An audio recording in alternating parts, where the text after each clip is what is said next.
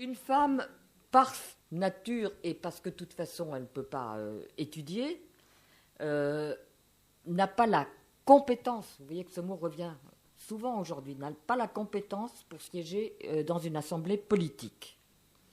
Mais enfin, la nature, qui n'est pas complètement injuste envers les femmes, leur a donné en compensation la beauté. Ça, c'est encore Kant qui nous explique tout ça. Mais alors, là, et si je vous en parle, c'est que c'est un véritable danger pour les hommes. La femme use et abuse de cet atout. C'est une séductrice. Et si je vous en parle, c'est que des femmes dans une assemblée politique, eh bien, elles vont tourner la tête des hommes qui ne pourront plus voter sereinement les lois.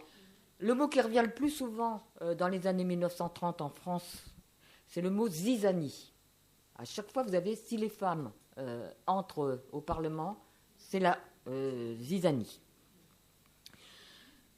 Tout ça pour ne pas leur accorder, dans les interventions, pour ne pas leur accorder le droit de vote.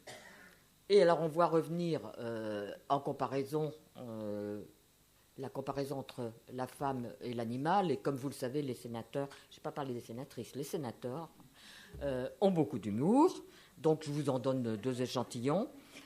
2 coqs vivaient en paix, une poule sur 20, et voilà la guerre allumée.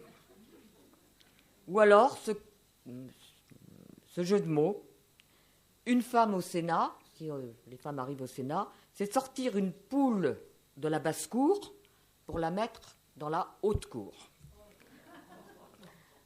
Le général de Gaulle, qui a signé l'ordonnance de 1944, reconnaissant le droit de vote des femmes, il ne nous l'a pas octroyé.